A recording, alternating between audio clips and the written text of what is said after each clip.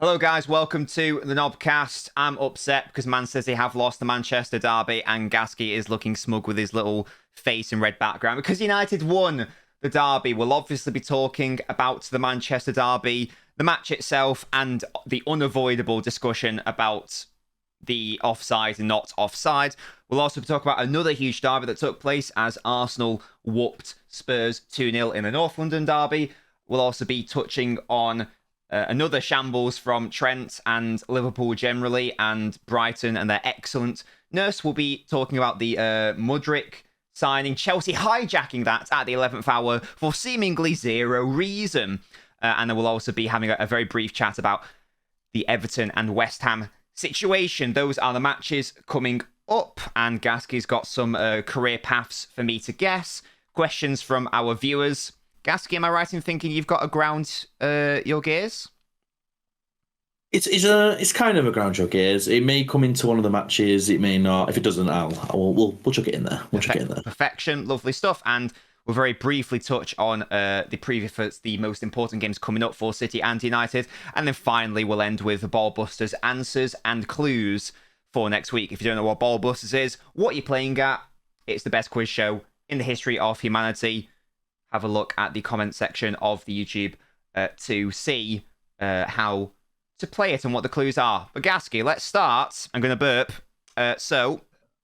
Excuse me. Let's start with the Manchester derby, shall we, Gaskey? Obviously, because I'm a City fan and you're a United fan. We actually got Gaskey on stream for that match.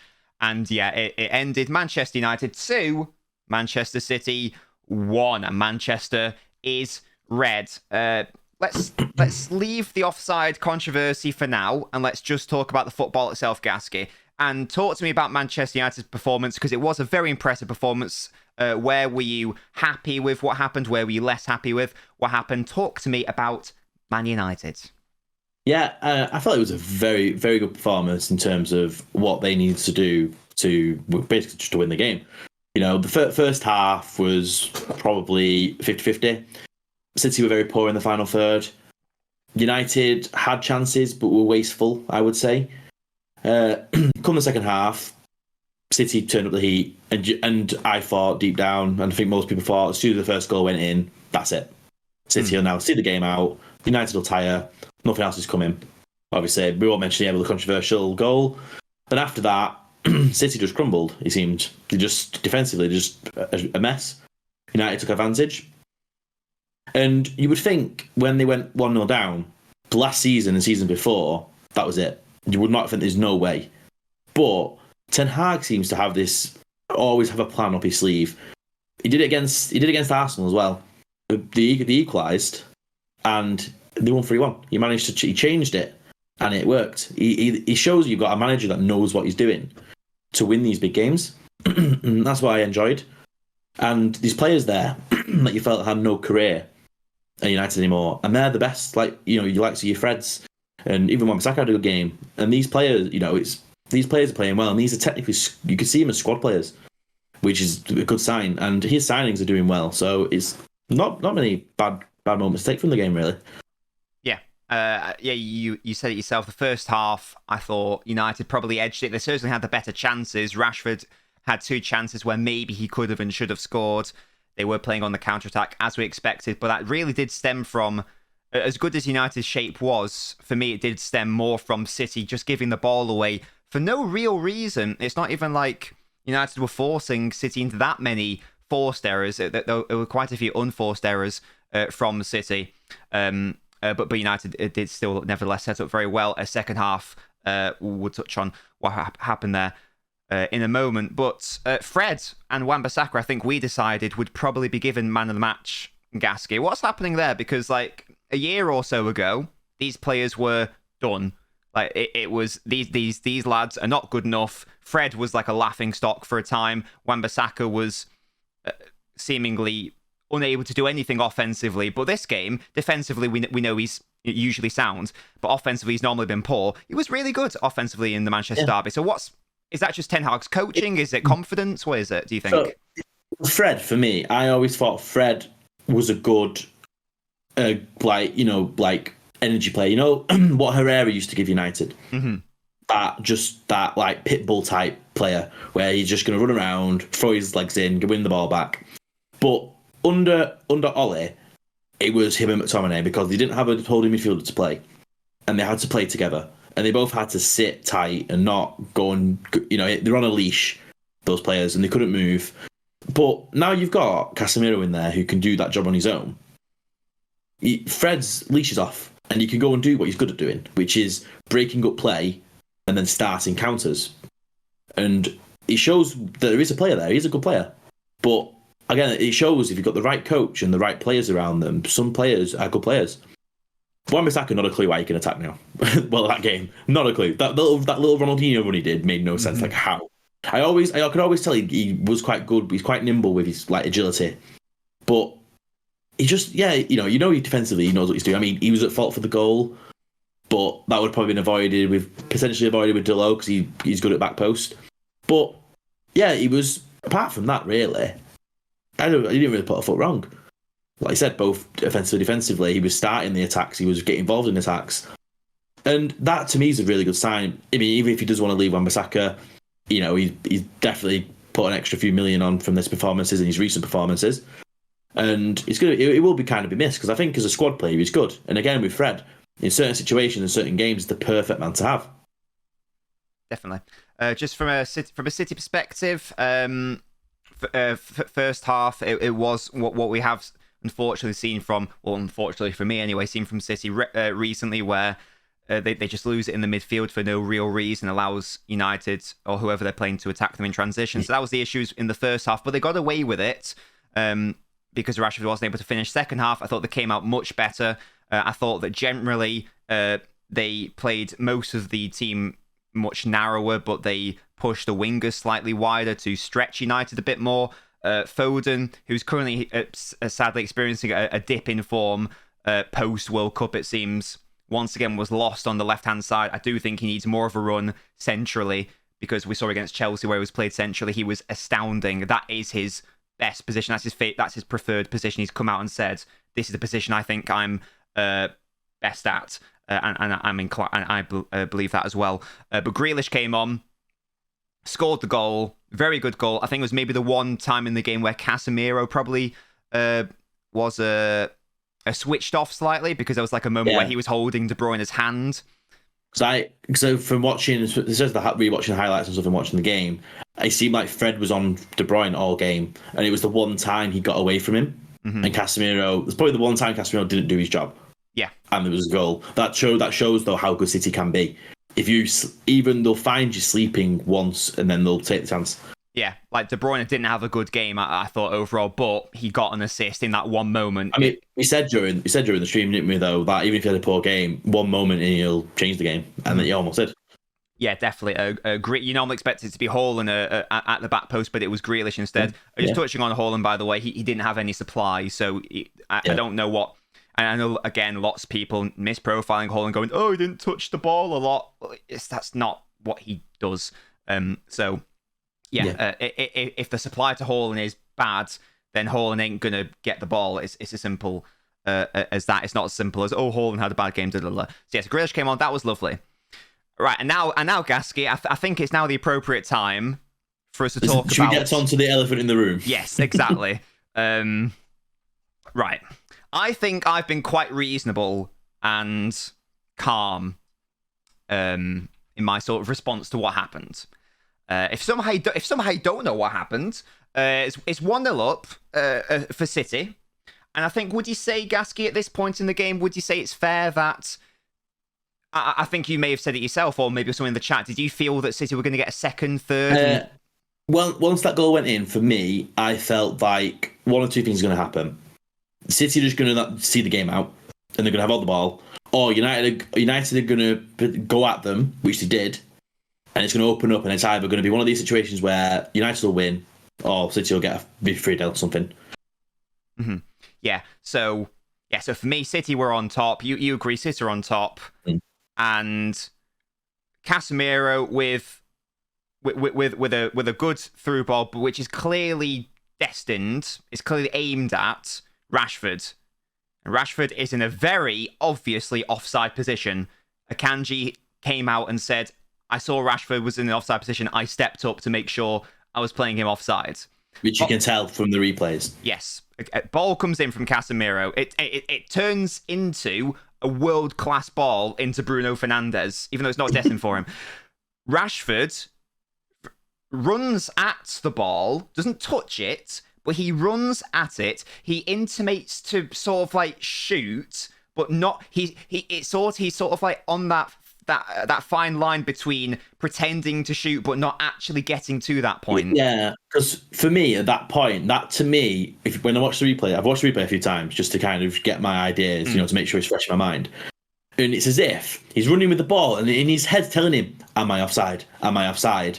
And you can kind of tell at the last moment he's kind of hobbling over the ball, trying to not touch it. That's what it looks like, as if like, oh, Bruno's maybe shouted at him, and he's just gone, "Oh, I'll let him shoot at the last second, so I don't touch the ball." Yeah. And that seems to be what happens. Definitely. And he's almost half at that point towards the end. He's almost shielding it away from Akanji in a way, like sort of jockeying around it.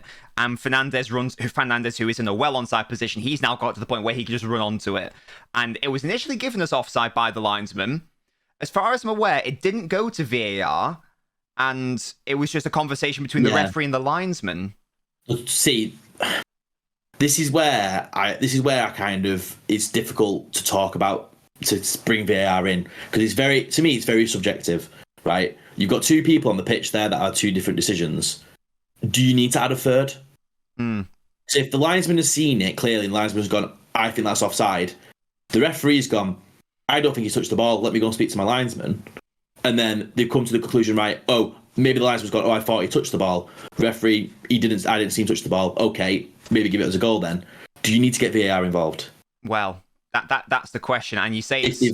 Because you always talk about it as it needs to be clear cut, incorrect. Because you can see when the referee gives the goal, he's talking to someone in his ear. So maybe he's talking to them and he's going, "He hasn't touched the ball, so I think it's a fine goal." VAR can't just go, "No, you need to look at it again," if he's seen it. Yeah. Now, this is where I struggle with the sort of reaction response that's happened to this. Because, well, first of all, let's talk about our initial reactions. On stream, Gaskey, you immediately went, "That's offsides. He's interfering with the play." Well, my first reaction was, "Don't touch it, let him shoot." But then I was like, he's miles. To me, he was like, he's made that run, he's miles too close. He's affecting the goalie. Because I guess the argument for me is, the one thing you learn when you're football as a youngster is you play to the whistle, right? Akanji stepped up for the offside, that's fine, right? The play that it's played on, he has made the decision to kind of jog back and not really worry about it, which is fine. He thinks he's offside. Bruno Fernandes is like, "Oh, I'm onside though, he might be offside, I'm going to sprint." I think he's Ake that's sprinting with him. But to me, it makes me think like, if Akanji ran back as if he thought he was onside, I think he gets disallowed because he gets close to Rashford. So I think he's just a bit far off for the referees to be like, he's affecting Akanji. But then I do think, though, that if it's going to be disallowed, it's for the goalkeeper, because the goalkeeper's there, he's looking at two players who's shooting. It's affecting him. Yeah. That's where it is. I think Akanji jogging, not putting that extra bit of pace in, kind of takes him out of the loop, in my eyes. Yeah. But I think the goalkeeper is being affected there, because there's two people in front of him. One can't shoot, one can shoot. And yeah, it must have affected him at some point. Yeah, so this is where I struggle with some people's thoughts on it, because a lot of the sentiment I've seen is, "Oh, well, it probably shouldn't have been given." So this is the people who are trying to defend it as being given. Most people, it seems, have decided that it should have been offside. Definitely no chance that should be a goal. For the small amount of people who are trying to defend it as the correct decision, they're saying, "Oh, well, the law." It's a shame the law is that way, but that's the way the law is. And I've looked into the law. It's 11.2 if you want to go have a look at it. And the law is absolutely fine. People are saying, "Oh, the law needs to change." No. The law is absolutely fine. It's morons who are interpreting it incorrectly, because the relevant bullet point is is the offside player interfering with play, i.e. either touching it, Rashford's not interfering with play, or are they interfering with an opponent? And there is no interpretation here. Rashford is clearly interfering with an opponent. It's Akanji, first of all, because Akanji has to slow down because he can't just go through the back of Rashford. You can't just accelerate through him. But the main one, as you said, is the Ederson one. Yeah. Well, also with the Akanji one, if that's not disallowed, players are going to do that all the time. You might as well tell your defenders, you've no point in doing offside trap, because even if he's offside, someone else might run and catch him, and he can just run next to the ball all he wants till the last second. Yeah. So you kind of remove that idea. And what I thought was just so funny was I saw, I can't remember what it's called, Sky Sports do a feature where they bring like an ex-referee on or something. Oh, yeah. Ref Watch, that's the one. And I've seen the clip, and it's so funny because it just, to me, displays the incompetence, because whoever the referee is, he initially says, yeah, I totally agree with the original decision, and this is why, because he's not interfering with an opponent, and the person shows a pic. It's a very clever picture. It shows the picture, and it's where the ball is coming towards. It's where the ball is being played, and they've taken Rashford out of it, and it's from the point of view of Ederson. And he asked, and then they asked the referee, but clearly, like, look at Ederson. His body positioning is as if he's like waiting for Rashford to score. So clearly, that wouldn't be the case, would it? And the referee then accepts, and he goes, "Oh no, yeah, you're right." So therefore, he's just accepting he's interfering with the opponent. It's as if that situation it's as if they forget that goalkeepers are players too. It affects them as well. Yeah. And I think this whole situation with this goal, I think the main issue is referees haven't played football. They don't understand how it works.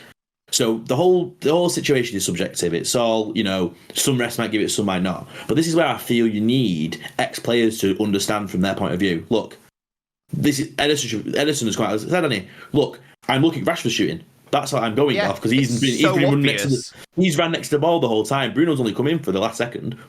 Yeah. So definitely, and that's the whole issue. That is the issue, and the people trying to justify it by going, "Oh well, it's all up to interpretation." No, it's black and white. The law is absolutely fine. Law 11.2 of IFAB, laws of the game. He's clearly interfering with an opponent. There is no room for. There is no way you can incorrectly interpret that moment unless you're a buffoon, and that was the case. See, this is where we talk about, though. For my eyes, he doesn't affect Akanji as much as people make out to be, because he's done offside trap. So I think he's a bit further off. It's like, for example, if that's what I'm saying with, if Akanji decided to sprint, I think he has to slow because Rashford's near him. I think that's what's right in my head, what I think. But it definitely affects the goalkeeper by far, 100%. 100%, yeah. So I'm now going to ask you an impossible question, Gaskey. Because we just talked about game state, and we talked about how up until that moment, which was it the 78th minute? I think. No, that was the winner. Second, I think it was. Was it not 78th and then 82nd? It might have been. I don't know. Well, relatively late on in the game, with like 10-15 minutes to go. City 1-0 up. As I say, this is an impossible question to ask you. So what actually happens is goal gets wrongfully allowed. City players rightfully upset and angry. Does that justify them and switching off and then conceding another 4 minutes later? No, but in fairness, as a human being, in a derby, in a huge game where you need to win, you can understand them getting really annoyed and feeling robbed. So, with that in mind, as I say, impossible question, the way the game state is, if, let's say, that goal in the 78th minute is ruled as incorrectly as offsides, what happens from that point in respect of how the match plays out and respect to scoreline? I know it's not a fair question. You're only guessing, but I'm not gonna comment on it. I just want your thoughts on it. That's mad. But you see, the whole problem is there's not, because of that decision and how quick it came after. Well, how long after Grealish's goal was it?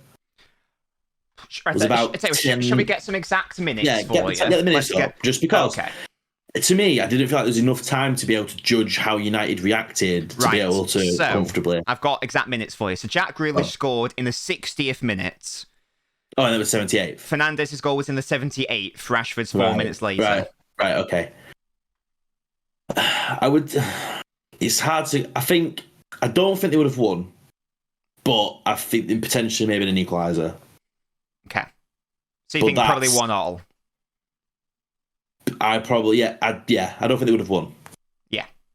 Potentially based on, but this is obviously going off the 18 minutes building up to it.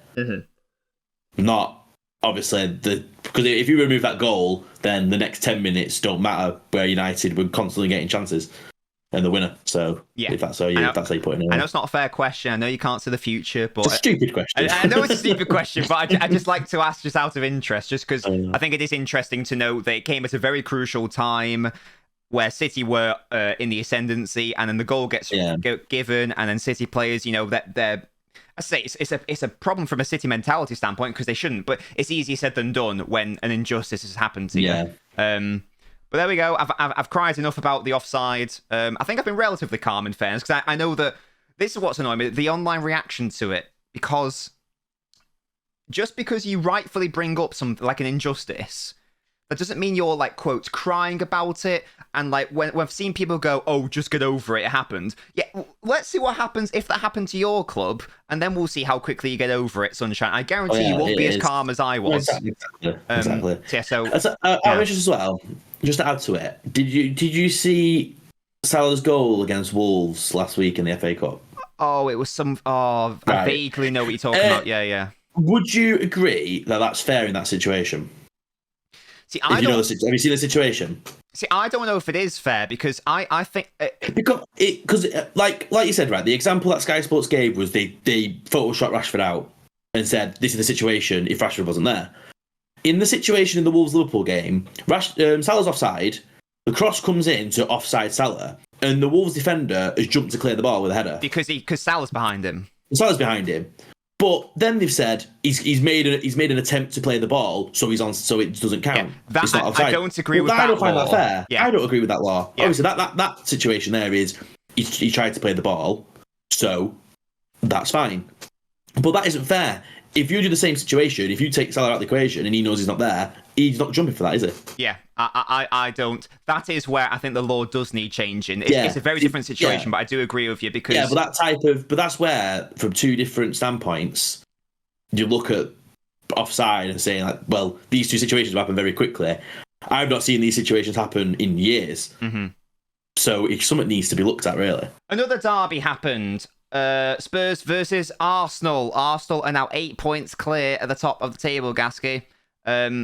We are less than halfway through the season, but 8 points is a huge gap over Man City. They've also got to play each other twice, let's not forget that.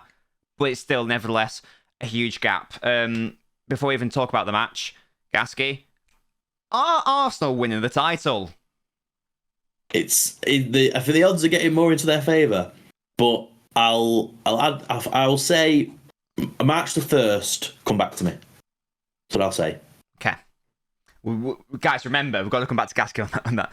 But yes, very impressive from Arsenal. Maybe not in terms of their overall performance, because I thought we'll talk about Spurs. I thought this was mainly Spurs being awful, but. I can't remember the last time Arsenal won at Spurs' ground, but it was many years ago. And in the past, this would have been the sort of game where Arsenal wouldn't have won, or maybe they would have lost, maybe they would have drawn. But this is an Arsenal team full of confidence, full of youthful excitement. I feel like as well, who believe in themselves. And if they are going to win the title, Gaskey, is it like more the mentality than anything else that's going to be the thing that will push them over the edge? Yeah, I think so. It kind of, this season to me kind of mirrors, this is no disrespect to Arsenal, but it kind of mirrors Leicester's season in terms of, I feel like it helps that they're above par, but everyone else is under. I feel like that's kind of going in their favour this year. I mean, it doesn't mean that. I mean, they play good football, but I wouldn't say it's the City Liverpool levels over previous years. But it's stuff to build on. And even if they don't potentially don't win the league. I mean, it's looking likely, but if they don't, it's not one to be like, okay, potentially, yeah, you can go. They bottled it, but it's a young squad. They have years and years and years of title races, and that's what they've got to build on. Yeah, and even Nketiah, he didn't score against Spurs, but he's been really good since the Jesus injury. And Arsenal, I think it's sort of been a perfect storm so far for Arsenal in that the teams you'd expect to be up there, i.e. City, Liverpool. I mean, Liverpool are just a shadow of their former selves. City are not necessarily not a shadow of their former selves, but they are, I think 5 points worse off compared to this stage last season. Although that being said, they are better off than Pellegrini's title-winning season and Guardiola's third title-winning season, which was the 2020-21 season. So it's not necessarily a poor City. It is more Arsenal doing great, but I do think that maybe it's that perfect storm. And also, they haven't had that many injuries either. Jesus is the only main one, but they've been... so that's also obviously going their way, and they totally deserve to win this game. Spurs, will get into how poor they were. There was like a sort of 10-15 minute spell, Gaskey, in the second half, where Spurs probably could have and should have scored a goal. Ramsdale, I don't know the exact stat, but it was something like Ramsdale faced like over 2 XG's worth of shots on target. So it just goes to show this Arsenal side can get got at, but even when they do, Ramsdale's currently in pretty good form. Yeah, definitely. It shows, though, that shows that they're not at the City Liverpool levels of the past few years. There's a weakness there. It's going their way, which is, you can say about a lot of teams that win titles, it just goes your way. It goes perfect for you. And that's what it seems to be doing. There were two people in that lineup that Arsenal fans wanted rid of, which was last season, Nketiah and Xhaka. And they're now both integral to the team. Yeah. So it shows that mentality can change. And this is under a manager that won 1 in 10 last season, was it? Mm. And they stuck by him. Sorry. Did you just say integral? Well, yeah. Why? What? Integral. Integral. Same. Right, it's a word. Doesn't matter. Anyway. I'm sorry. I'm trying to add more vocabulary to these. No, I love that. I just like being a knobhead. But yeah, speaking of knobheads, Gaskey, Hugo Lloris. For a second, try to explain to me what on earth match fixing ? I mean, to me, right? Keepers make mistakes, right, and it costs a goal. Strikers miss open goals, right, and they get the stick they should. He's picking the ball up. He's literally picking the ball up, and he drops it in his own net. Iconic. I've said for years, he's not a good goalie. He's like, he has the odd good game. Yeah, he's never been world class. No, he makes constant mistakes. Even in a World Cup final where France are battering Croatia, he passes it to their striker for a goal. Yeah. He's always been suspect, and it's not even like, with Ederson. Sometimes Ederson might be a bit suspect, but he makes up for it with his amazing distribution. Even De Gea makes a handful of mistakes, but he shows what he can do. And then these keepers like Lloris, where they'll do it once every 20 games, but every game he does something. Where you're shitting yourself. Yeah, and even for the second goal, it's a wonderful Odegaard strike, but it's staggering that he's been given that much space and that much time on Spurs' goal. It's just like Spurs didn't learn in the reverse fixture when Partey scored like a really good goal from outside the box, didn't close him down quickly enough. It's like, but there we go. Spurs are a weird one, Gaskey. Is this Conte's fault? Is it partly his fault? Does he just need better players? Does he need to get more out of the players he's got? Do they need to play less terrorist football? What? Honestly, I don't know. I don't understand, don't get it. Like, you watch them play, and it's not even like they're playing good football. Even when they win games. How is Harry Kane second top goal scorer in the league in that team? Yeah, I think he's masking some very poor. He really is. He really, really is. That's the power of. Even Son is a shadow of his former self. Yeah, I have no idea what's happening. So I like Kulusevski. He's good. He was creating everything. But yeah, like there seems to be no. I tell you what, they need an Eriksen. I feel like in midfield. Yeah, but because like right now it's they like need someone to connect the dots. Because who did they run in that midfield? Højbjerg and Bentancur. Oh, it was Bentancur. Yeah, who's like they're both like kind of hold. It's very similar to McFred in terms of how deep they sit. and they've got nothing to offer elsewhere, and no one in front of them. Well, if you think of how Conte played his brilliant Inter Milan team, which was good going forwards and exciting, he didn't play a 3-4-3. Primarily, he played a 3-5-2. So he had like the two more constructive midfielders. But who did he have in sort of that number 10 role behind the striker? Because he had Christian Eriksen at Inter. That number 10 is what's missing for them. That number 10. Yeah, which means you've got to alter your front three or whatever. And they've got a midfield, and then their three midfielders, the main midfielders are Højbjerg, Bentancur, and Bissouma, who all sit in their own half. Yeah, at 6. There's too much reliance on the fullbacks, on like the wing backs, and I don't know how good Ryan Sessegnon is. Doherty, I don't know how good he is. Sessegnon was just like it's not like Hakimi and Perisic. No, exactly. They're not. Yeah, Inter Milan Perisic. They've got Perisic. Yeah, Inter Milan Perisic. You know, Perisic from a few years ago. Croatia Perisic. Yeah. The World Cup we were bad. But I'd say who is bad though, Gaskey, at defending specifically. Trent Alexander-Arnold. We're not going to talk about the game entirely, but long and short of it, Brighton are genuinely unbelievable, and I love them so much. I want to talk more about how good they are, because they seem to beat these teams, and you talk about how bad the other team is. But Brighton are. I'm going to say what I said last week as well. I think I said last week about Brighton. They've changed managers mid-season, and they're still doing what they do. Exactly. Which was the fear when Potter, because I like, you enjoy watching Brighton, I enjoy watching Brighton. And when Potter left, I thought, oh, here we go. This is where they're going to be like 16th now, aren't they? But no. Yeah, definitely. And they say you didn't want to talk about Liverpool being bad, but clearly Trent also loves watching Brighton play. We saw from the third goal. He was loving that Welbeck skill, didn't he? He enjoyed that. So Liverpool were shambles, but we've already talked about that at length. Yeah.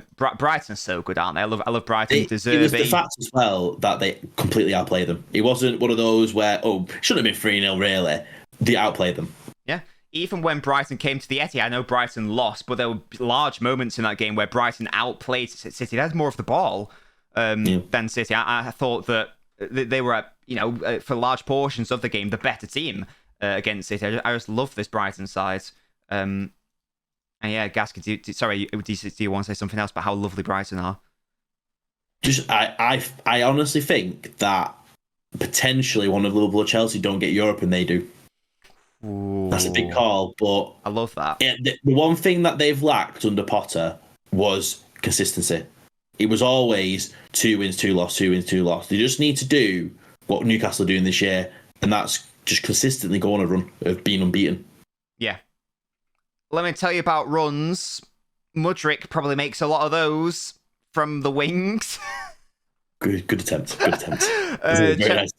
Chelsea obviously beat Fulham, but more importantly, they hijacked at the 11th hour. They sniped, like on eBay. They sniped him at the last second from Arsenal. They hijacked the deal. He's now gone to Chelsea for what could become an 8.5-year contract. It's 7.5 years with an option for an extra 12 months. And I don't know the exact packages, but I did see from the CEO of Shakhtar that he said the add-ons are very achievable. There is no like Ballon d'Or clause. Because what I read was the Arsenal and Chelsea both offers with the same amount of money, but Chelsea's were more achievable than Arsenal's.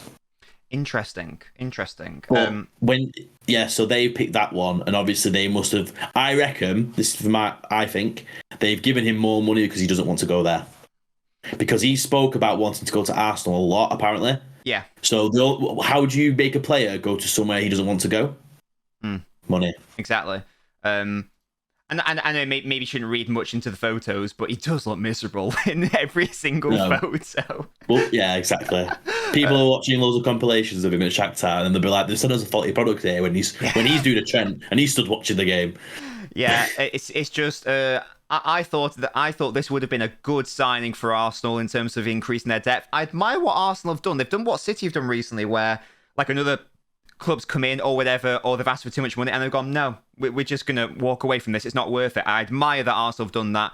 And whilst I did think it would be a good option for Arsenal, this is borderline mental in respect of this being a Chelsea signing. It's even more money than what Arsenal are paying or whatever. It's far too much money for a player who's had half a good season in Ukraine and has had flashes in the Champions League. But and I tell you what, if it was a position they desperately needed, I'd be all for it. but Pulisic can play on the left, and Sterling can play on the left, and it's just not a position they need. Who's put? So you got all these players. Who's putting in the net? Exactly. Who's finishing it all off? Yeah, if he was a number 9, I'd be all for it. But I don't get it. To me, this just screams of, oh, Arsenal want that player, so I want him. It's a bit weird. I really don't get it at all.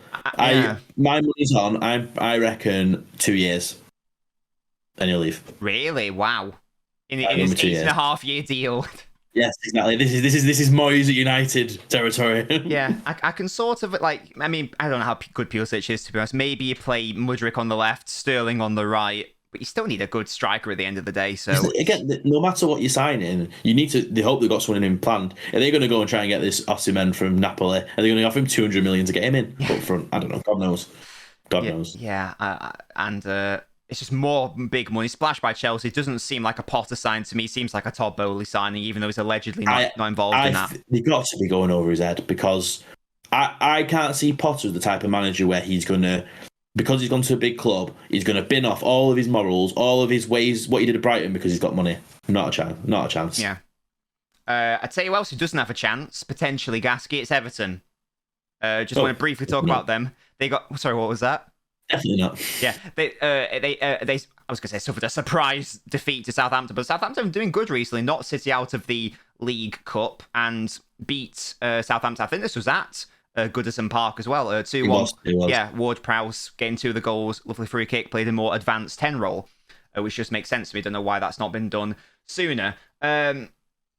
Is this just very briefly in Everton, Gaskey? Is this the end of the road for them? Do we think? Because Lampard's not a good manager. I'm sorry, he's not. And the team is looking meh. We're in Lampard sacked, Allardyce or Dyche territory coming in. That's what's going to happen. Yeah. Because you're not going to bring in a manager. Well, who's going to want to go to that mess? Really, if you're a big name. Yeah, you're not going to want to. They've got a £760 million stadium coming up, which in the Championship you're buggered, because you're not going to bring enough money in. Mm-hmm. So it's don't know. Yeah, it's not looking good. It's not looking good, bruv. And another team where it's not looking good. Again, another bit bigger side that you wouldn't maybe at the start of the season wouldn't necessarily associate them being down at the bottom. But the newly promoted sides have been doing much better recently. Well, Brentford, Fulham were always doing good. But, Bournemouth and Forest, not necessarily certainties. But West Ham, this is like an interesting bit, because we had a look into this before the podcast started, Gaskey. West Ham have much more individual quality than Everton. I think it's fair to say. Oh, yeah, I would say they're both on par in terms of how crap they are. But one team has actual good players compared to another. Yeah, well, I feel like once Moyes is sacked, hopefully that happens at some point from a West Ham perspective, because clearly something's gone wrong there. He clearly doesn't know how to use the better players or whatever, I don't know. I feel like if they brought in a more progressive, interesting manager, I feel like West Ham would be fine in like a few weeks. Do you agree? Yeah, I think a manager where he can come in with a clean slate and do his thing. I think there's a squad there to move yourself up the table out of the relegation zone. Yeah. Yeah, and I asked you this before the podcast started. Would this West Ham side be like one of, if not the best teams to get relegated if they got relegated? It has to be, because even if you look at money, what's that squad worth? What, 350, 400 million? Squad? Maybe more, yeah. Maybe more, yeah. That's probably maybe fair, but yeah, it would. I think so. One of the best squads to be relegated. Yeah. But I tell you what, Gaskey, arguably the best side to ever get relegated was who? West Ham. It's not looking good. It was West Ham, and let me just read out some of the names for you. These are heavy hitting names as well, and not even like past it or whatever. Like they were in and around there, sort of like being a good footballer. Getting there to there. Yeah. David James, Glenn Johnson, Michael Carrick, Joe Cole. These are players who were playing for England at the time. Joe Cole, Paolo Di Canio, and Trevor Sinclair, who was good as well, and Jermaine Defoe. That side got relegated, getting 42 points in the Premier League, and that was in 2003. So just an interesting tidbit. That is arguably the best team to get relegated. Can this West Ham join that elusive group? I'm not sure. But guys, that was a cheeky roundup of the most important matches and the club news that's taken place this week. It's all here and it's all football all the time. Right, Gaskey has got some guests. Sorry, not guess the footballers. Guess the career paths for me. So you've kindly sent me the image, but can you read out to the lovely listeners for me, Gaskey? I will. So the first player we have here, he went from Standard Liège to Benfica. Mm-hmm. He then went from Benfica to Zenit St. Petersburg. Yeah. He went from Zenit St. Petersburg to, I'm going to butcher this name now, TJ Huanjian in China. Yeah. He then went from the same club, which looks like he changed names, to Borussia Dortmund. Yeah. And then from Borussia Dortmund to Atletico Madrid. My first, because it's the Russia and China one that's throwing me. Is it Axel Witsel? The big boy. It is Axel Witsel. Yes. Get in. He went to Atletico Madrid in the summer on a free transfer. That's it. Yeah, I forgot that. I was like, because I knew he played at Dortmund. I was like, was he at Atletico Madrid? But yeah, I was like, decent players who played for like Russia and China. Yeah, Witsel was one of those weird ones, wasn't he? Yeah. So that was good. Good one. Yeah, so we're excellent. I got one. I'm normally terrible at this. Fantastic. Gaskey, do you want to do the next one for us, please? This player went from Bohemians to Wolves. Right. He then went from Wolves to Hibernian, and that was a loan. Right. He then went from Wolves to Bury on a loan. Right. He then, being at Wolves, went to Spurs as a transfer.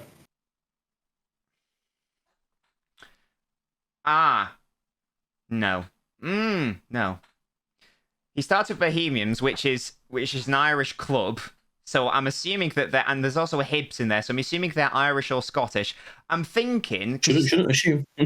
We've gone from Wolves to Spurs. I didn't realise he played for Hibs or Bury. The only one I can think of is Doherty. That is correct. Yes, boom. Yeah, they only went for him because of the Bury link. No, I had no idea he played for Bury. I didn't know until I noticed. I'm 2 for 2, Gaskey. You impressed? I've improved. I am very impressed. To be fair, I think having the visuals in front of me did help greatly. It's weird when you see the badges; it just works. Your brain ticks better. Just a question, just before we go into the next section, Gaskey, because you mentioned before, have your gears been ground? Or have we talked about it already? Well, it's not an anger. I don't have fury for this, but it's also, please can we talk about how much of a flop Richarlison is at Spurs? He's had more fights than he has goals. I just felt he started off well. To be fair, he's a prick. Oh yeah, it's him as a person as well. Like he hits Ramsdale in the face. He then, did you see the shithousery from Martinelli to him, trying to give him a high five at the corner flag? Yeah. That was brilliant. The guy is a prick. Okay, he has flashes of being a good footballer, but please, let's not act like he's amazing. He's not. No, he's like a serviceable squad player for Spurs, I feel like. Yeah, and the fact that he had like plus 150 million plus in transfer fees. How? No, I don't know. Yeah, I thought that I was meant to mention it during the North London derby, but I forgot. You could say that he saved Everton last season, but it's Everton quality. I don't. Everton didn't replace him, and look where they are now. Yeah, I didn't think he was ever like top 6 team quality, to be honest. He was Everton quality. Yeah, or like mid-table or whatever. Upper mid-table, an absolute push. But there we go. So it's a half. Your gears have been half ground, it seems. Yeah. Yes. There we go. But with the Gaskey, thank you very much for that. It is impossible to keep track of all the football, but your best chance is here. We've got a few questions from the Noblets, the beautiful supporters on Patreon. Lucas, who is a United fan, asks, is Manchester red right now? I think it is. That's what he says. What do you think, Gaskey? It's a tough one. I mean, your room is red, that's for sure. What colour do you get if you mix red and blue? That's what the colour is. Purple. purple. Manchester's purple. I think it's United are on the up, but City are not exactly on the down. So it's red. It was red for the weekend, but maybe it's not quite completely red. Yeah, do you think? Well, my take on the whole City colour, because that's all subjective. My take on the whole City colour thing is because I love to overanalyze everything. It's a bit of fun. Yeah, is that no? It's sort of based on for me, it's sort of based on the past 5 to 10 years of who's been the better team. But on Derby Day, if the worst whoever wins, it gets to be the colour for a week or so or something like that. Until they play again. Yeah. So for example, United lose against Palace tomorrow. So for example, Everton Liverpool, clearly Merseyside is red because I can't remember the last time Everton did better than Liverpool.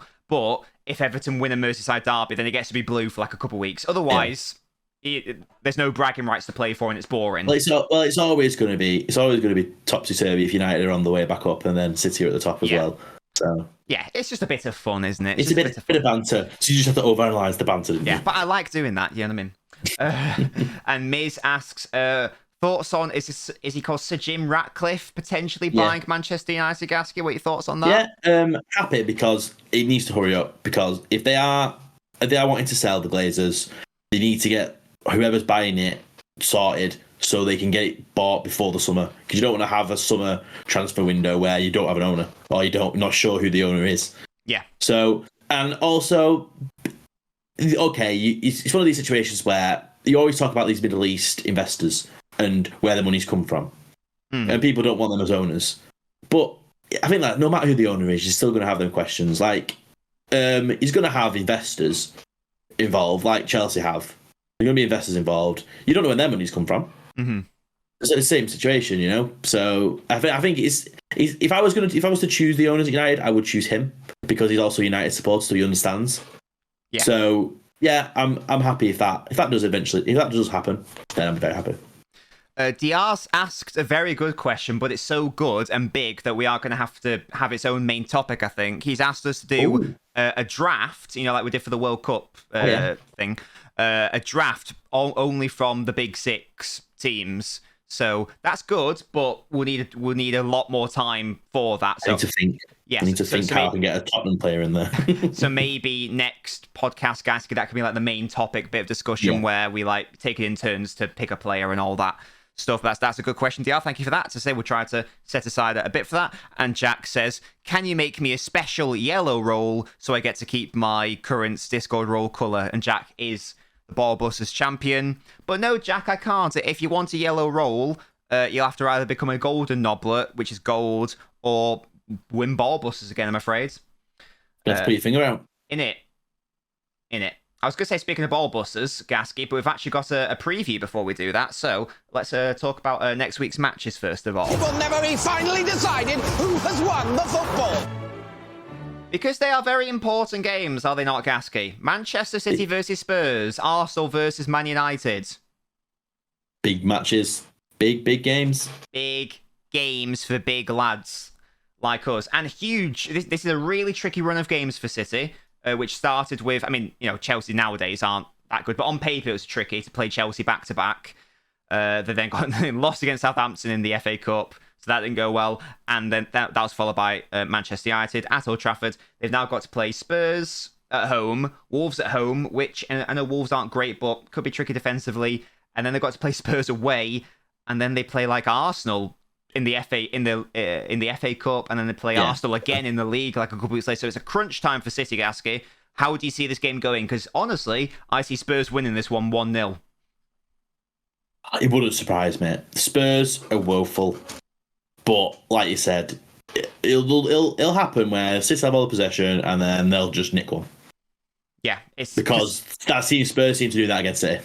They do. It's always the case. Spurs are awful, like in terms of the way they play. Last season, for example, and yet they did the double. They did the double on City. And yeah, exactly. Yeah, I guarantee Lloris will have the best game he's ever had. He did it. He did it against United battered them this season and they won 2-0 at Old Trafford, and Lloris was the only player playing well. Yeah, it'll be one of those, and I'm sure that